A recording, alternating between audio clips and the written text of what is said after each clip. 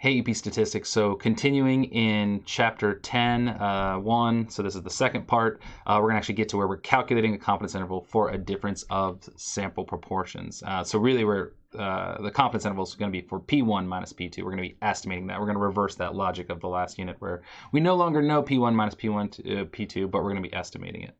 So these are going to look familiar and just kind of doubled. We're going to look at the conditions that you need to check first. So first we need the data to come from two independent random samples from two groups or from two groups in a randomized experiment. So that random condition gets a little bit bigger.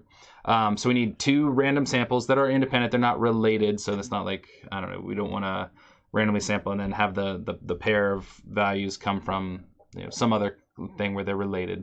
So two independent separate random samples, or we could have two groups in a randomized experiment, and that's going to be also okay. We'll discuss this more later, but we can randomize into a couple of treatments now and study the difference between treatments. And so this is where these actually get these two proportion tests are super common. And so we randomize into a couple of treatments groups and then look at the difference in proportions between them. So that's another way. Even if our individuals in our study aren't randomly selected, as long as we're randomizing into treatments, remember we can infer about cause effect. Not necessarily feel like we can comfortable to infer about the entire population, but we can infer a cause effect for individuals like those in our study. If we are sampling without replacement, we need to make sure that our sample sizes are less than 10% of the population. That way we can treat them as independent. So that's still there if we are doing sampling without replacement. And then the large counts condition, so the number of successes and failures in each sample group, so N1 times P1, N1 times 1 minus P1, and so on and so forth, all need to be at least 10. We'll actually check that condition, though, in confidence intervals using p-hats, because we don't actually know what P1 and P2 are, so it'll end up being p-hats. Just a heads up there.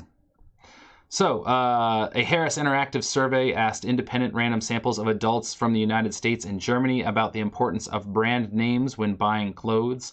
Of the 2,309 U.S. adults surveyed, 26% said brand names were important, compared with 22% of the 1,058 German adults surveyed. So let PU equal the true proportion of U.S. adults who think brand names are important when buying clothes, and PG be the true proportion of German adults who think brand names are important when buying clothes. So we could call these P1 and P2, and that would be fine, but sometimes it's better to call it PU and PG, so we can specifically reference those populations, and it's a little more clear. And you can even write P sub, you can write a word there if you want. They'll do that sometimes too. Check if the conditions for calculating a confidence interval for PU equals PG are met. So this actually should say confidence interval for PU minus PG. We'll do significance tests with equals later. But yeah, that should be PU minus PG. So first condition is the random condition. These are independent random samples from each of those populations. So they get a random sample of US adults and a random sample of German adults. So the 10% condition, yeah, we got a lot of US adults and a lot of German adults. Were less than 10% in both of those cases. And then the large counts. This is the bigger one. We got to do each sample size times its proportion. Now this is note p hat, not p, so we are using that as our observed number of successes, which this must have been a rounded number because you can't actually have 600.34 successes, so they must have rounded this 26% off.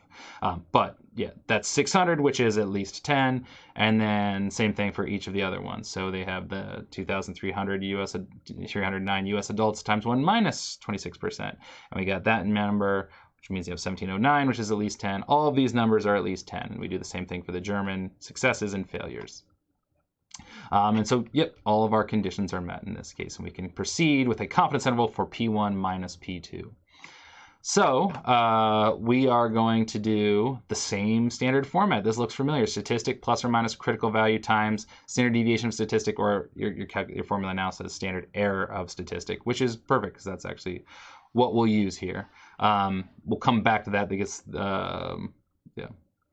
we'll throw that in here. But first, our statistic is p hat 1 minus p hat 2. And that's just our estimate of that difference. We're trying to estimate what this P1 minus P2 is, and so our best estimate is P hat 1 minus P hat 2. That's our our point estimate for the difference. And then we're going to go plus or minus. Our critical value is going to be z. Z star. So that's the same. We expect that normal distribution of differences, so we still get to use z. Proportions go with z. And then that standard deviation of a statistic, really we're going to use the standard error. So that would be the standard deviation. So we would use P1 and P2, but those are unknown. So we're going to use the standard error with P hats instead. And so that's why it's called a standard error. And when we put all that together, we get our confidence interval formula. And so you should be able to build that from that formula sheet using that same statistic plus or minus critical value times standard error of statistic. So when you look at this one here, we see that standard deviation does turn into a standard error in this right column over here, where we use p hats instead. Sorry. But yeah, not this. Don't look at the bottom part of this yet. Just that top that top one in this far right column is our standard error. So you can build that from your formula sheet. Otherwise, yep, we're just the same. Z star is the same critical value for a standard normal curve with whatever 95% between negative Z star and positive Z star. That Z calculates in exactly the same way. So far we have focused on doing inference using data that were produced with random sampling. But the following example shows how to construct and interpret a confidence interval for the difference of proportions in a randomized comparative experiment. We'll actually look at how this is going to be useful for experiments, which is great because we're always going to be looking at comparative design for experiment. We're going to be doing a lot of these two proportion tests and two sample tests when we're comparing treatment groups and control groups in experiments. So here's the example. Patients with lower back pain are often given non-steroidal anti-inflammatory drugs, and I don't know how you say that, NSAIDs, AIDS, like naproxen to help ease their pain. Researchers wondered if taking Valium along with the naproxen would affect pain relief. To find out, they recruited 112 patients with severe lower back pain and randomly assigned them to one of two treatments, naproxen and Valium or naproxen and placebo. After 1 week, 39 of the 57 subjects who took naproxen and Valium reported reduced lower back pain compared to 43 of 55 subjects in the naproxen and placebo group. So we've got our two treatments. It's both are taking naproxen, they're either getting the additional Valium or the additional placebo. We want to see if there's a significant, or I guess we're not doing a significant test. We're going to look at what is the difference between these two. We're going to construct and interpret a 99% confidence interval for the difference in the proportion of all of patients like these. Notice that that's not the entire population. The proportion of patients like these, because it's the volunteers for a study, who would report reduced lower back pain after taking naproxen and Valium versus taking naproxen and placebo for a week. And so then we'll come back to the part B in a little bit. So we are going to have a full confidence interval procedure for this. So this is a state plan do conclude. So we're going to construct a 99% confidence interval for P1 minus P2, where, and then we have to define both population. P1 is the true proportion of patients like these who would report reduced lower back pain after taking naproxen and Valium for a week, and P2 is the true proportion who would report reduced pain after taking naproxen and the placebo for a week. So that's our state step, got a little bit bigger. Then our plan step, so we state what we're going to do. This is, we got our name now, a 2-sample Z interval for P1 minus P2. You could also call this a 2-proportion Z interval. And you don't have to say this for P1 minus P2, but you can call it either way, 2-proportion Z interval. We've got our conditions, randomly assigned patients to take naproxen and Valium or naproxen and placebo. That was the random assignment, not random selection.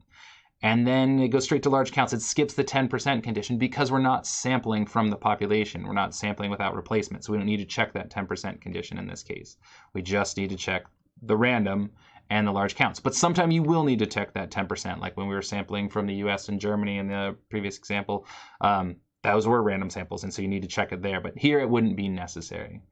And then the large counts condition, we look at our observed number of successes. So you could do N1 times P hat 1, and you get 39. So you end up doing 57 times 39 out of 57. You get 39. And then so that's the observed number of successes, observed number of failures in group 1, and then observed number of successes and failures in group 2. and they're all at least 10. So n times p for both 1s and 2s and 1 minus p all check out to be at least 10. So that's our plan step. And so then we got this formula that we had where we're going to take, first of all, we need our 2 sample proportions. So we take the 39 out of 57 and the 53 out of 55. And so this proportion was a little bit less than that proportion. And so our difference is negative, but we have, we'll see where we go with this. We have a margin of error to that, and so we go, and then this is the Z star we'll get for 99% confidence if we do inverse norm of 0.05 is one way we could get that. We can also look that up at the bottom of our t-table. And then we're plugging in those sample proportions. This is a standard error that we're using to estimate that standard deviation of that sampling distribution for p hat 1 minus p hat 2. So all that gets plugged into that giant formula, and we get this point estimate plus or minus that margin of error, and it turns out those range of values go from negative 0.312 to 0.116. So that is the calculation of it. And so then now we need to interpret that interval, and this is getting a little trickier, but we can do it. So we can follow kind of the same format. We are 99% confident that the interval from negative 0.312 to 0.116 captures P1 minus P2, the difference in the true proportion of patients like these who would report reduced back pain after taking naproxen and Valium versus after taking naproxen and placebo for a week. And so that difference in proportion, somewhere between 31% less and 11% more from population 1 report that reduced back pain. So we can now do the part B, which was based on the confidence interval in part A. What conclusion would you make about whether taking Valium along with naproxen affects pain relief? Justify your answer. And so because that interval includes 0 as a plausible value for P1 minus P2, and it included positive values and negative values, we don't have convincing evidence that taking Valium along with naproxen affects pain relief for patients like these, in either direction. It could be no effect. That's kind of almost the significance test type conclusion that we could draw. But that confidence interval went anywhere from less to more, and so we can't say anything about a difference. There may be no difference as far as we can tell. So never suggest that you believe the difference between the true proportions is 0 just because 0 is in the interval. So we're not saying that it is the same. We don't believe that. Just saying you could say it's plausible that it could be the same. We don't know. It could also be a greater proportion. It could be a lower proportion. We can't be sure based on that. Last bit from this, how you do this in the calculator. So you got your 2 proportion Z interval in your calculator. You would put these values in just like this. So your number of successes with 39 out of 57. And then your, that's for sample 1, and then sample 2, 43 out of 55. Choose a confidence level, and it does the work for you. It does that whole giant formula and spits out, and should just spit that out, that same exact interval that we calculated by hand. So negative from somewhere from 31% fewer to 11% more for P1 minus P2. So that is confidence intervals for P1 minus P2.